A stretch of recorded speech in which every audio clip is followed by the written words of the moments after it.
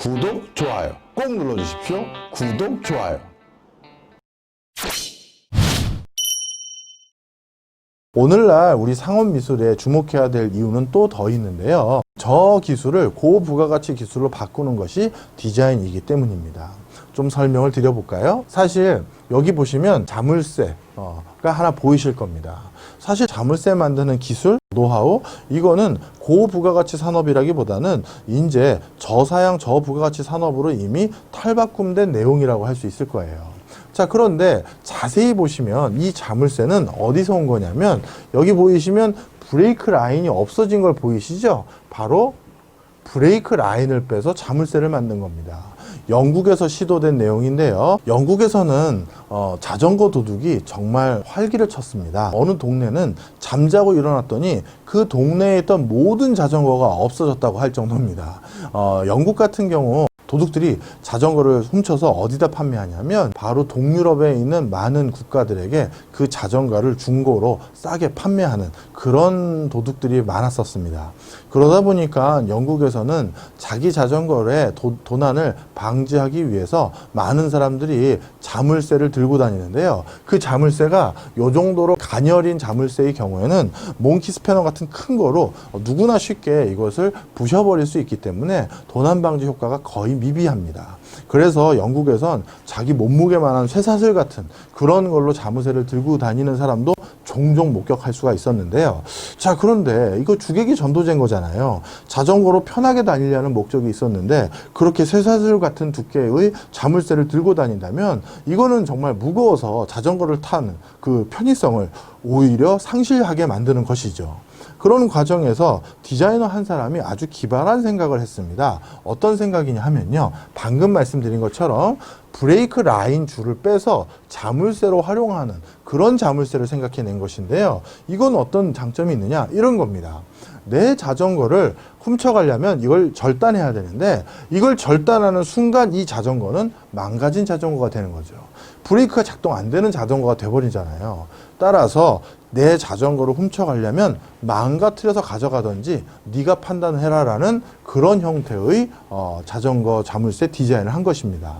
당연히 자전거 도둑이 훔쳐가려는 자전거들은 완성되거나 고장이 되지 않았던 자전거일 텐데 이런 식으로 브레이크 패드에 있는 저 라인을 빼서 자물쇠를 하다 보니까 이걸 훔쳐간다 한들 제값을 받고 팔기에는 뭐하니 자연스럽게 덜 훔쳐갈 것이다 라는 그런 생각을 기반으로 해서 만들어낸 디자인입니다. 정말 단순하지만 혁신적인 사고인 것이죠. 자, 또 다른 디자인 하나 볼까요? 그냥 목재로 만들어진 흔들 의자입니다. 사실 요즘은 집안에 놓기에는 너무 클래식해서 안 어울리는 의자라고 생각하시는 분들도 계실 거예요.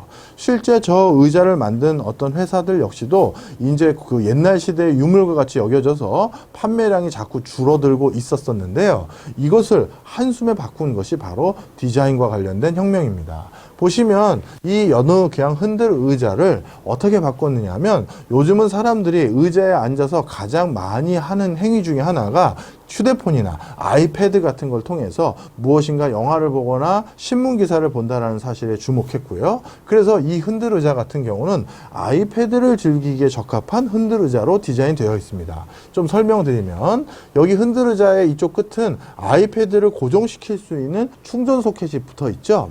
바로 이 흔들 의자는 흔들 의자에서 단순히 아이패드를 그냥 편하게 들고 보는 것이 아니라 지속적으로 충전을 하면서 볼 수 있도록 디자인한 것입니다.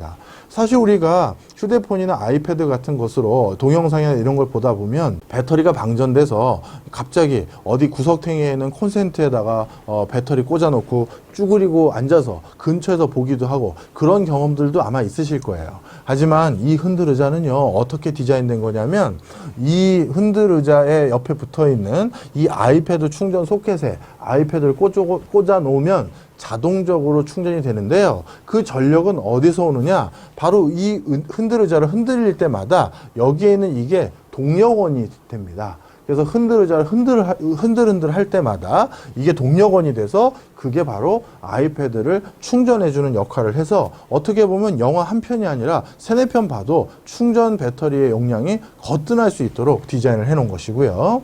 뿐만 아니라 우리가 아이패드나 스마트폰으로 영화나 무엇인가를 볼 때 하나 딱 아쉬운 것이 사운드입니다. 그죠? 그런데 이것은 어떻게 디자인했냐면 여기에 소켓에 아이패드를 꽂자마자 소리는 어디서 나냐 하면 이 흔들의자의 이쪽 끝 두 가지가 스피커입니다. 그래서 내가 누웠을 때 양쪽에 있는 이 스피커를 통해서 소리가 나오도록 해서 영상뿐만 아니라 소리에 대한 만족감도 높이는 형태로 디자인을 해놓은 대표적인 흔들의자죠.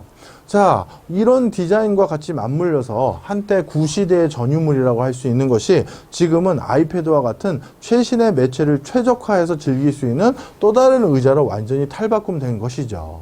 자, 앞서서 제가 그 디자인은 저부가가치 산업을 고부가가치 산업으로 바꿀 수 있는 원동력이 있다라고 말씀을 드렸는데 바로 이런 곳이 그런 것에 대한 대표적인 사례라고 할 수 있을 겁니다. 또 다른 사례로 한번 말씀드려 볼게요. 이거는 한동안 실리콘밸리에서 굉장히 유행했던 커피 트레이인데요. 우리가 커피를 테이크아웃하고 들고 가면서 때로는 휴대폰으로 톡을 하거나 문자를 보내는 굉장히 불편한 모습들을 보신 경우들 있으실 겁니다.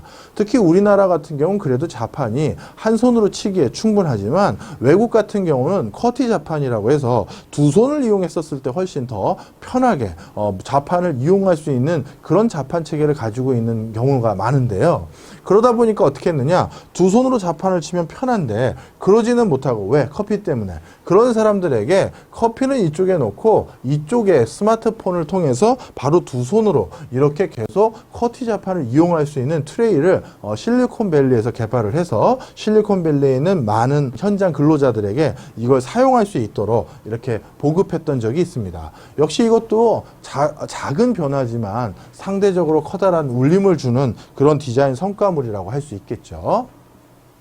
자, 그 다음에 요즘은 1인 가구, 그 다음에 소형 오피스, 아니면 혼자 사는 오피스텔에 사시는 분들이 많겠죠. 그런 분들의 한 가지 고충은, 물론 내 오피스텔에 불필요한 물건은 다 없애고 필요한 것만 놔뒀어요 라고 하시는 분도 계시겠지만, 때로는 어떤 분들이 많으냐 하면, 이 좁은 공간에 저는 필요한 것들이 많아서 지금 놀 데가 없어서 고민입니다. 이런 분들도 많으실 겁니다. 바로 그런 분들을 위해서 일본에서 일종의 디자인했던 대표적인 성과라고 할 수 있는데요. 여기는 딱 보시면 일반 여느 책상과 똑같죠. 책상 앞에 의자가 있고 그 다음에 컴퓨터가 있는데요. 자, 그런데 이 책상, 나름대로 넓은 책상 일할 때 필요해서 이걸 사긴 샀는데 일하지 않을 때는 불편한 물건일 경우가 많겠죠. 이렇게 커다란 덩치, 커다란 가구를 한가운데 두면 나중에 이게 필요 없을 때는 정말 불편하기 짝이 없잖아요.